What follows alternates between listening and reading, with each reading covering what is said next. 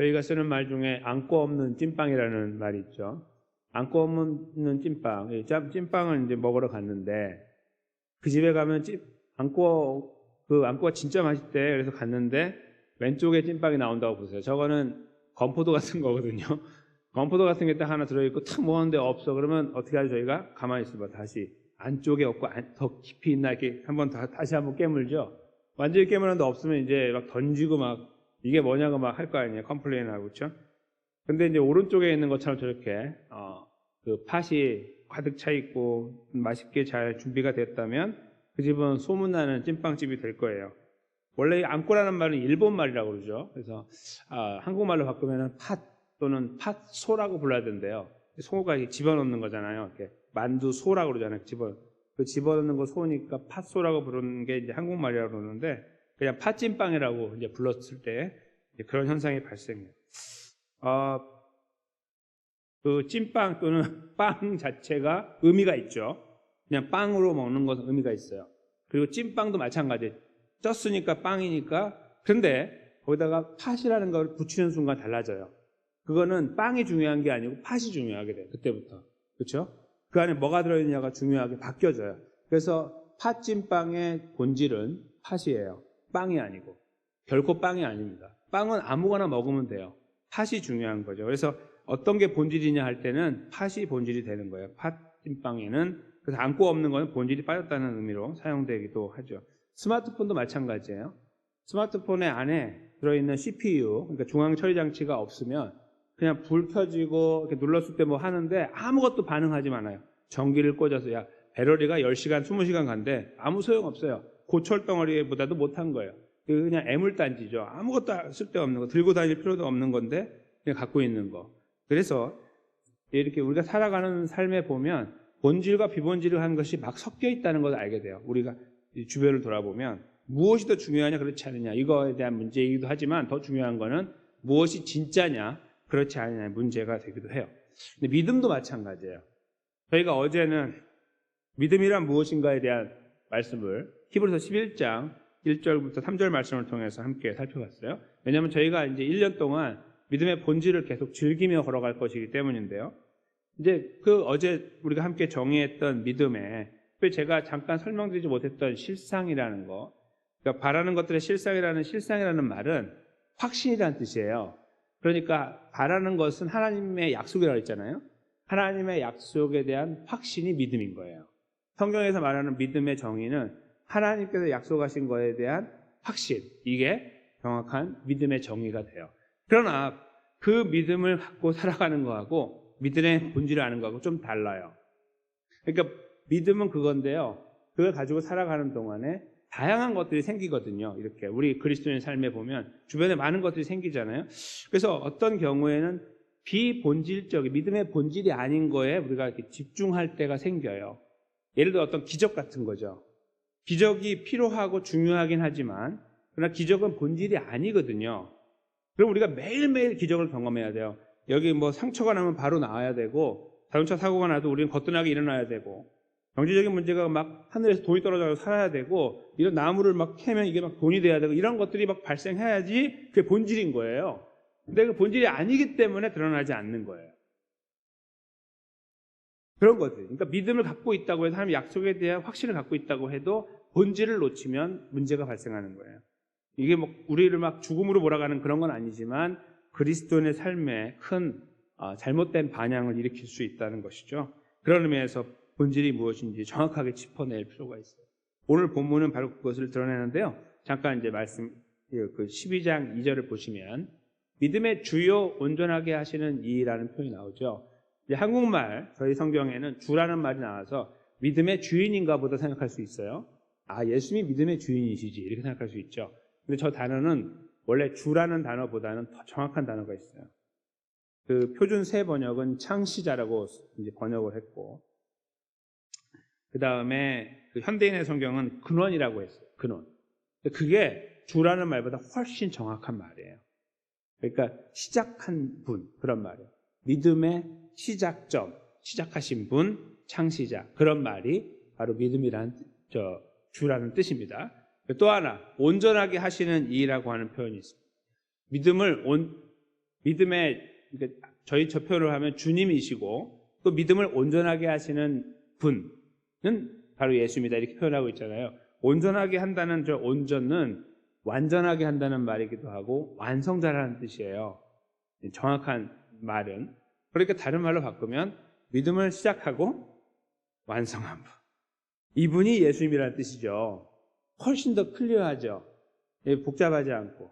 그러니까 믿음이라는 걸 생각할 때 아까 저희가 하나님의 약속을 확신하는 거라고 했을 때 이 하나님의 약속을 확신하는 이 믿음을 누가 시작하고 누가 마무리했냐 이거예요. 바로 예수 그리스도라고 쓰고 계십니다. 그러니까 예수님이 본질이라는 거죠. 이게 안고 있는 찐빵에 안고 있는 거예요. 팥 찐빵의 팥. 바로 그것이 예수 그리스도. 믿음을 이야기하면 믿음의 본질, 핵심은 무엇이냐면 예수님이에요. 즉 내가 하나님 믿습니다. 기적을 믿습니다. 어떤 일도 믿습니다. 이렇게 막 해도 예수님이 빠져 있으면 아무것도 아니라는 그런 의미로 이해하시면 되겠습니다. 예수님을 설명하는 내용 잠깐 보세요. 그는 그 앞에 있는 기쁨을 위하여 구원의 기쁨이에요. 우리를 구원하는 십자가를 참으사 부끄러움을 개의치 않고 그 길을 완성하시더니 하나님 우편에 지금은 앉아 계신다. 구원을 완성하신 그분이 그 앞에 그 히브리서 10장까지 나와 있는 제사장으로서 역할을 다 완성하셔서 하나님 백성을 죄와 사망에서 구원하신 이후에 얼마나 홀가분하겠어요. 이 안에. 그렇죠? 그 홀가분함을 가지고 하나님 우편에 앉아 계신다. 이렇게 이해하시면 돼요. 그 기쁨을 바라보시며 그 길을 걸어가신 분이 바로 그분이다.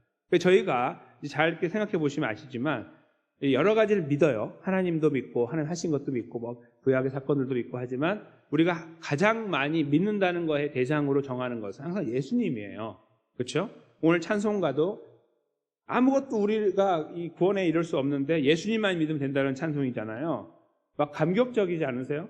그 생각만 해도 우리가 무엇을 해도 안 되는데 예수님을 믿으면 다 된다. 이것은 모든 일이 만사형통한다 그런 말씀이 아니라 우리의 구원의 문제, 영혼의 문제, 영원의 문제가 예수님을 통해 해결된다는 뜻입니다. 그렇죠? 찬송가가 바로 여기에서 그 부분을 지적해주고 계시는 그분이 그 일을 완성하셨기 때문에 우리는 그분을 믿음의 창시자요 믿음의 완성자로 믿습니다라고 쓰고 있는 거예요.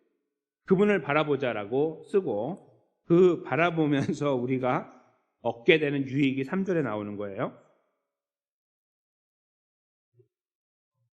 너희가 피곤하여 낙심하지 않기 위하여. 즉 하나님 백성으로 살아가는 이 걸음이 아주 힘들어요. 아주 힘든 이 걸음을 끝까지 가야 되는데 중간에 피곤하고 낙심하는 일이 생긴다는 거죠. 그것을 극복하기 위하여 누구를 바라보냐면 예수님을 기억하는 거예요. 예수님을 바라보고 기억하는 거예요. 근데 그분의 걸음을 조금 다르게 쓰고 있죠. 죄인들이 이같이 자기에게 거역한 일을 참으신 일을 기억하라. 생각하라. 예수님께서 걸어가신 걸음이 이 땅에서 십자가와 부활이라는 사건 안에 이 두 사건이 이루어지는 이 중간 부분을 보면 머리둘 곳이 없을 정도로 박해를 당하시고 어려움을 당하셨죠. 하나님의 아들로서 창조자로서 피조물의 세계에 들어오셨는데 피조물처럼 물이 되셔서 완전히 되셔서 들어오셨는데 아무도 알아주지 않고 그의 죽음의 그 순간조차도 다 떠나가는 그런 상황들을 지나가셨잖아요. 근데 죽음을 잠깐 그 직전의 사건들만 보더라도 예수님 걸어가신 걸음은 죄인들로부터 버림을 받는 거예요. 이사야서의 53장의 표현을 보면요, 정말 기가 막힌 표현이 있죠. 그러니까 예수님께서 이 구원을 하기 위해 오신 그들로부터 버림을 받는 거예요. 그러니까 그냥 일반적인 죄인으로부터 버림받는 게 아니라 내가 살리러 온 저들이 나를 버리는 거예요. 그러나 내가 죽어서 저들이 사는 거죠. 이런 과정을 한번 생각해 보시면 이 말씀이 조금 이해가 되세요. 그러니까 예수님께서 죽으러 오셔서 사랑하려고 오신 그들이 예수님을 버리고 어쩌면 더 심하게 버리고 짓밟는 거죠. 근데 그걸 다 당하시고 그리고 돌아가셨는데 3일 만에 부활하셔서 그들을 다시 품는 자리에 세워진 거예요. 이들이 이제 결국은 나중에 하나님의 은혜로 깨닫게 되죠. 알게 돼요. 그래서 주님을 위해 살게 되는 제자들을 말한다면 예를 들어서 그렇게 바뀐 거가 됩니다. 바로 그 과정에 그 과정을 감당하신 예수님을 기억하는 거예요. 왜 그러냐면요. 우리도 그런 길을 가고 있거든요. 아주 심하게 죽음을 막 맞닥뜨리는 그런 시간들은 지나가지 않을 수 있으나 예수님을 따라간다는 것이 우리에게 많은 희생을 요구합니다. 항상 그런 희생들이 이렇게 준비되어 있어요. 이걸 내가 그래서 참으면 힘들고 자존심도 상하는 일인데 항상 그것이 눈앞에 도사리고 있어요. 그래서 저희가 그것을 이렇게 의도적으로 피하려고 할 때도 있잖아요. 너무 힘드니까. 그럼에도 불구하고 그 길을 가야 된다는 걸 알아요. 이렇게 길이 주어져 있어요. 그래서 피곤하고 낙심하게 되지 않기 위해서는 이것을 피해가거나 다른 무슨 요행을 바라는 것이 아니라 예수님만 바라보면 됩니다. 그분을 바라보자라고 권고하고 있는 거죠. 그것이 바로 오늘 말씀의 모든 것이 되는 거예요. 예수님께서 믿음의 본질이 되시기 때문에 우리에게 주어진 믿음을 시작하신 분이고 마치신 분이라는 사실을 알고 모든 것 되신다는 걸 알고 그분이 걸어가신 길을 바라보면 우리가 다시 그분을 의지하면서 저희들의 걸음을 걷게 된다는 거예요. 본질에 집중하면서, 즉 예수님께 늘 집중하면서 어떤 화려하고 대단해 보이는 거 삐까번쩍하고 확 바뀌어지는 어떤 것들에 그렇게 매료당하지 않는 거예요. 야, 나도 저런 거 있으면 좋겠는데 그렇게 생각하지 않는다는 거죠. 오히려 예수님 걸어가신 길을 더 깊이 생각하면서 이것이 본질이라고 아는 거예요. 그리스도인의 본질. 그래서 그 길에 서려고 발버둥치게 된다. 그렇게 권고하고 계시는 거죠. 이 시작과 끝이라는 단어는 제가 오늘 예배를 시작하는 앞부분에 잠시 말씀을 읽어드린 내용에서 그대로 담겨 있습니다. 오늘 본문의 말씀을 잘 받아가지고 마무리를 짓고 있는 거예요. 요한계시록 22장 12절과 13절 말씀이에요. 우리가 함께 읽으면서 용기를 얻었으면 좋겠습니다. 왜요? 예수님께서 우리를 바라보시고 나를 따라오라고 하셨는데 우리가 믿음의 본 대신 예수님, 본질 대신 예수님을 따라가거든요. 따라가는데 따라가는 걸로 끝나는 게 아니고 예수님은 더 추가적인 말씀을 하신 거기 때문이에요. 바로 12절이죠. 우리 같이 12절 13절을 읽도록 하겠습니다. 보라, 내가 속히 오리니 내가 줄 상이 내게 있어 각 사람에게 그가 행한 대로 갚아 주리라. 나는 알파와 오메가요 처음과 마지막이요 시작과 마침이라. 아멘. 바로 이 말씀입니다. 그가 행한 대로 갚아주리라. 각 사람에게. 한편으로는 큰 위로의 말씀이 격려의 말씀이고 동시에 우리 스스로가 하나님 앞에서 조심하게 만드는 말씀이기도 하죠. 그러나 더 크게는요 격려의 말씀이에요. 우리는 항상 연약하니까요. 다 숨기고 싶은 것들인데 그럼에도 불구하고 우리 주님을 따라가려고 하는 발버둥에 대하여 전혀 놓치지 않고 한순간 놓치지 않고 그것을 포착하시고 기억하시고 상으로 준비하시는 우리의 구원자 예수 그리스도를 바라볼 수 있을 때 우리 연약함들을 감추는 시간보다 거기서 감사하고 그 예수님을 더 의지하고 발가벗긴 모양으로 달려가서 붙잡는 그런 모양이 그런 삶이 더 우리에게 필요할 것이고 더 많은 시간이 우리에게 우리 삶 속에 이루어져 나갈 것입니다. 그렇기 때문에 믿음의 주요 온전하신 예수 그리스도, 믿음을 시작하시고 또 그것을 완성하신 예수님을 다시 바라보고 이 본질 되신 예수님만을 붙잡으면서 우리의 삶을 의탁하게 되는.